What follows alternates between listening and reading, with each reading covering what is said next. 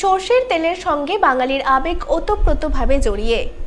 রান্নায় সর্ষের তেলের ব্যবহার খাবারের স্বাদ বাড়িয়ে দেয়, কিন্তু সেই সর্ষের তেলের আড়ালেই যদি মিশে থাকে ভেজাল, তাহলে তা হয়ে উঠতে পারে স্বাস্থ্যের পক্ষে মারাত্মক ক্ষতিকর। রবিবার রাতে গোপন সূত্রে খবর পেয়ে মালদার রতুয়া থানার দেবীপুর স্ট্যান্ড এলাকায় বেশ কয়েকটি মুদি দোকানে অভিযান চালায় রতুয়া থানার পুলিশ। অভিযানে নামী সংস্থার নাম ব্যবহার করে বিক্রি করা ভেজাল সর্ষের তেল উদ্ধার হয়। পুলিশ সূত্রে জানা গিয়েছে, মোট ৬৭টি টিনে প্রায় ১০৫ লিটার ভেজাল সর্ষের তেল উদ্ধার করা হয়েছে, যার আনুমানিক বাজার মূল্য কয়েক লক্ষ টাকা। ঘটনায় ৪ মুদি দোকানদারকে গ্রেফতার করেছে পুলিশ। ধৃতরা হলেন অলোক সাহা, অমিত কুমার সাহা, উত্তম সাহা ও অশোক কুমার সাহা।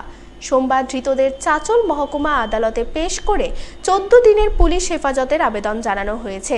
উদ্ধার হওয়া তেল কোথা থেকে আনা হয়েছিল এবং এই ভেজাল কারবারের সঙ্গে আরও কেউ জড়িয়ে রয়েছে কিনা তা খতিয়ে দেখছেন পুলিশ।